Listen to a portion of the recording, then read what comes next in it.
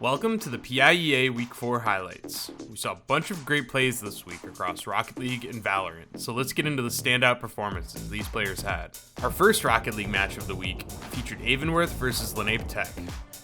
Going into the set, Avonworth was 2-0 for the season and Lenape Tech was 2-1. While their standing was similar, Avonworth quickly put their skills on display and shut out Lenape Tech for the first two games. Stingy Bay and I Am a Kiwi 507 from Avonworth showed some insane teamwork by racking up many assists and goals. Lenape Tech didn't back down though and was able to score a few clean goals in the third game. Despite Lenape's efforts, Avonworth also ended up taking the third game, maintaining their undefeated 3-0 standing and advancing to 4th place in the Keystone Conference.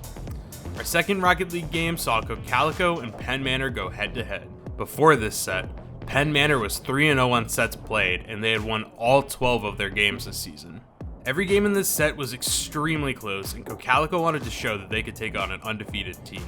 While Penn Manor won the first two games, Cocalico was able to take the third thanks to a great goal from Parzava 3, ending Penn Manor's 12-game win streak. Penn Manor was still able to keep their win streak for sets though by winning Game 4 in overtime and advancing to 16th place in the standings.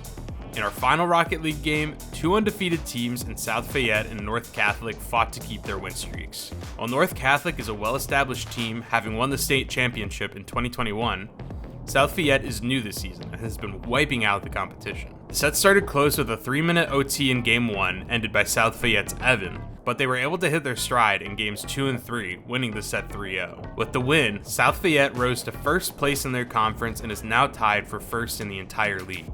Our first VALORANT match for the week also saw two undefeated teams in Henderson and Cheltenham going head-to-head. Map 1 on Ascent was a battle of the duelists, and Henderson's Hannah Montana had a great game with many multi-elims. While Ascent was close, Henderson took Map 1 13-8. On bind for Map 2, Cheltenham put up a crazy fight. Baby Soul had a nasty 4K to win a 1v2, changing the momentum of the game. The score was almost tied up at 9-8 to Henderson, but Hannah Montana aced after a 1v2 post plan, shifting the momentum back to Henderson, which won them the game and the set 13-10. This win puts Henderson in a 3-way tie for first in the league.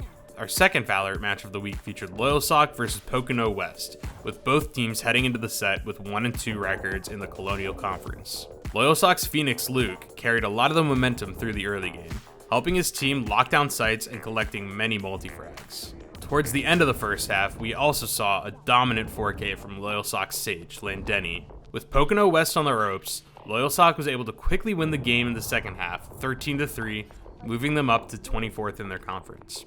In our last VALORANT match for the week, Carlisle and Baldwin headed into their matchup with matching 2-1 records.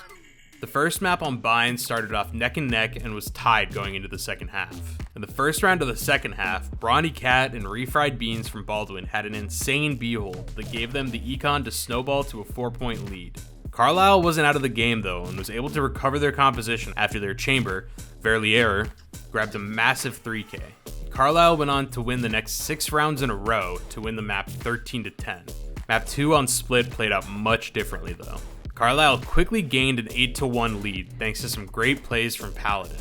Paladin continued to have a crazy game and ended up securing the win 13-5 with a showstopper ult. That's all for the PIEA Week 4 highlights, so stay tuned for our coverage of Week 5.